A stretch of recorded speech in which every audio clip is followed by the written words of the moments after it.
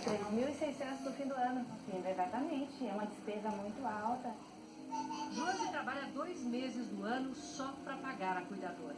O mundo dela parece distante daquele que vamos falar aqui. Um mundo de bilhões de reais. Não vamos criar suspense. Desde os anos 70, só nas obras de infraestrutura, estradas, ferrovias, portos, aeroportos, transposição do Rio São Francisco, usinas e refinarias de petróleo, a corrupção levou entre 17% e 35% de tudo que o governo pagou. Em reais, isso dá entre 100 a 300 bilhões de reais. Isso mesmo, 300 e mais 9 zeros atrás. A conta foi feita pelo economista Cláudio Fristein. Ele primeiro somou o valor de toda a nossa infraestrutura e depois aplicou a estimativa mais conservadora, de 17%, que dá 100 bilhões de reais. Quem fez esse cálculo foi o Tribunal de Contas da União, o TCU. Ele comparou os contratos feitos pela Petrobras que não tinham nenhum indício de corrupção com aqueles contratos que a mesma Petrobras assinou com as empresas, as empreiteiras, do cartel revelado pela Operação Lava Jato. E descobriu que quando essas empreiteiras, que combinavam o preço entre elas, ganhavam o contrato, esse contrato ficava, em média, 17% mais caro. Mas olhando de perto, é ainda pior. O TCU teve acesso a parte do material da Odebrecht apreendido na Operação Lava Jato. 2 contratos da refinaria Abreu e Lima, em Pernambuco. Aí ficou fácil calcular o superfaturamento. Bastou comparar o que a Petrobras pagou com uma tabela produzida pelo IBGE e Caixa Econômica Federal. Ela mantém atualizados os custos das obras no país, item por item, região por região. O resultado é assustador. Alguns exemplos. Mão de obra. A Petrobras pagou mais de 655 milhões, mas poderia ter contratado por 253. A diferença passa dos 400 milhões. Superfaturamento de 158,4%. Aluguel de geradora a diesel pagou 20 milhões e 400 mil, mas a tabela está por 5 milhões e 200 mil, diferença de 288%. No total da amostra analisada, um dos contratos estava superfaturado em 88,2%, o outro em 68,7%. Tudo junto, superfaturamento de 1.364 bilhões de reais. Isso só em 2 contratos da refinaria Abreu e Lima. E ajuda a entender por que essa obra, que começou custando 10 bilhões, já consumiu 66 bilhões e meio. Um executivo da Odebrecht deu um exemplo de como funcionava o superfaturamento. A dragagem do Rio Madeira para aprofundar o leito do rio e facilitar o trabalho dos equipamentos da usina de Santo Antônio. A empresa holandesa contratada tirou areia e cobrou como se tivesse dragado argila dura, que dá mais trabalho e custa bem mais caro. A diferença é caixa 2, e nesse caso foi pago e redistribuído direto no exterior. Você faria? Eles devolviam. Então, é uma ação simples. Não é complicado. E no exterior mesmo a diferença era repartida pelo esquema. Assim, fechando o ciclo. O dinheiro dos impostos vai para as empreiteiras através do sobrepreço e a empreiteira repassa a comissão dos políticos e funcionários públicos. E esse aditivo estava em cima da mesa de alguém que estava provando, ele ia fazer o que quiser, né? Para provar esse aditivo, aumentar a obra, aumentar.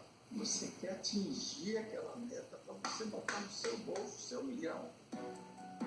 Nos 18 maiores projetos do PAC, o Programa de Aceleração do Crescimento dos governos Lula e Dilma, o custo, desde o início da obra, subiu 136% em média, uma diferença de 165 bilhões de reais.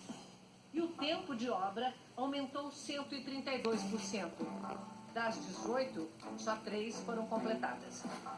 Esse sistema, ele funcionou não apenas que você fazia as obras direitinho e cobrava mais. É que para cobrar mais, as obras não eram feitas muito direitinho. Ou seja, você não tinha projeto executivo e às vezes nem mesmo um projeto básico. Você vai começar uma obra na sua própria casa, sem projeto, qual é a tendência? Dá errado, custar mais, atrasar, e o bem-estar que você teria dessa obra, digamos assim, da reforma, vai ser adiado. A mesma coisa aconteceu no nosso país. Foi o que o TCU viu na Ferrovia Norte-Sul. Trechos que estavam em construção, eles estavam sem uma clareza sobre qual seria o traçado definitivo dessa obra.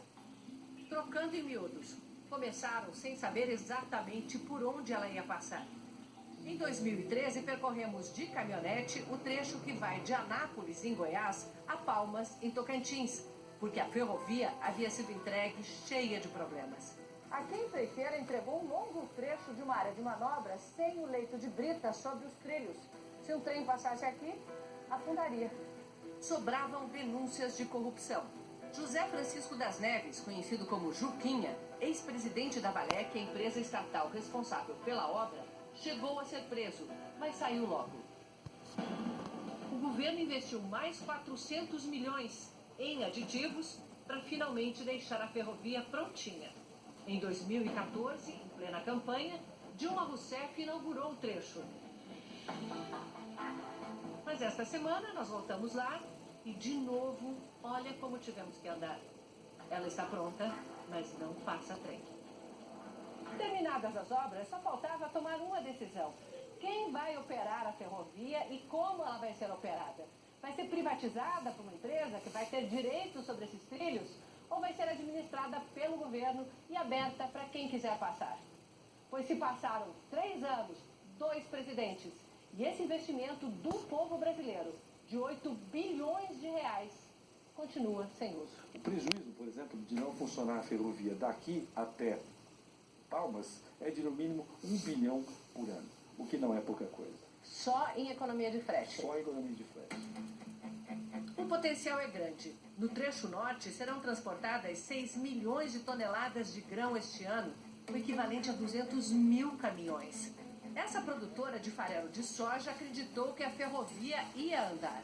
Construiu um terminal de carga que custou 30 milhões de reais.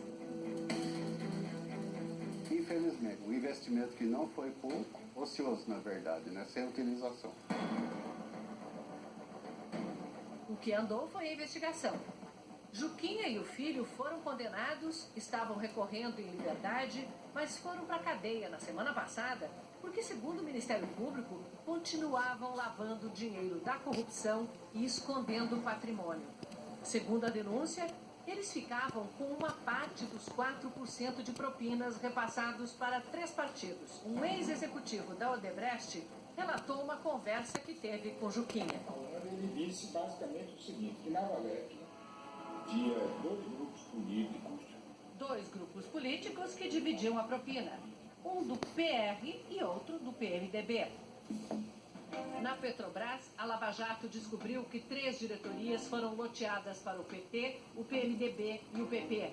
A JBS afirma que pagou propina para 1.829 políticos em Brasília, nos estados e nos municípios. Os delatores da Odebrecht entregaram uma lista de 415 políticos de 26 partidos. Estudos internacionais relacionam o aumento da corrupção à existência de dezenas de partidos. Na economia, isso tem nome e cálculo. É o índice de pulverização partidária. Quanto mais partidos, mais mãos precisam ser molhadas. Só na Câmara dos Deputados são 27 partidos representados. A maior bancada não chega a 13% dos votos. Hoje, 13 partidos têm força suficiente para influenciar uma eleição na Câmara. O Mensalão e a Lava Jato mostram que a cada vez que ocorre uma votação, deputados ou bancadas inteiras são corrompidos para votar desse ou daquele jeito. A propina pode até ser distribuída por empresas, como a JBS ou a Odebrecht, mas a origem do dinheiro é sempre pública. Ou seja, o deputado se vende e quem paga é você. Foi somando todos esses fatores que o economista aumentou de 17% para 35% o custo da corrupção na infraestrutura brasileira. custo para o país e para o bem-estar da população é muito maior do que os números quando eles aparecem. Simplesmente, temos hoje menos 300 bilhões de reais em infraestrutura que nós deveríamos ter. É também o fato de que esses atrasos sistemáticos que só vão permitir que as pessoas e as famílias usufruam muitos anos depois. Então, realmente, foi um sistema muito maligno, né, para o país. 300 bilhões de reais. E se essa dinheirama toda pudesse ser recuperada e devolvida para os verdadeiros donos? Era só dividir por toda a população brasileira, gente de todas as idades. Daria R$ 1.500 para cada um. Em obras, dava para fazer muito. Multiplicar por 4 o tamanho das linhas de metrô do Rio e de São Paulo. Levar água limpa e esgoto tratado para todos os brasileiros. É muito triste porque a gente paga imposto, também faz tudo no nosso bolso. Se eu pago imposto, eu tenho direito a ter uma creche, tenho direito a ter uma escola, a minha filha tem direito. Com esse dinheiro, dava para botar a Amy e mais 8 milhões de crianças com menos de 4 anos em creches a que elas não têm acesso hoje. E, com o troco, construir 71 mil UPAs e comprar 820 mil ambulâncias. Se o dinheiro desviado desde 1970 tivesse ido para uma poupança, já teríamos mais de 2 trilhões de reais na conta. 1/3 de todas as riquezas produzidas no país durante um ano. Todos nós temos responsabilidade para mudar isso, lembra o presidente da Transparência Internacional, uma organização que luta contra a corrupção no mundo inteiro. A luta contra a corrupção é um mecanismo para tornar a democracia viável. Quem gerou essa situação foram as elites corruptas. Mas nós, cidadãos, contribuímos, conscientemente ou não, para criar essa situação, dando o nosso voto. Frases do tipo, rouba mais faz, ou isso nunca vai mudar, são um tipo de irresponsabilidade social que contribuiu para que chegássemos a esse ponto de corrupção. Isso vai influenciar na maneira como você vai votar próxima vez? Ah, com certeza vai, né? A gente tem que escolher o melhor pra gente, para nossos filhos, para nosso país.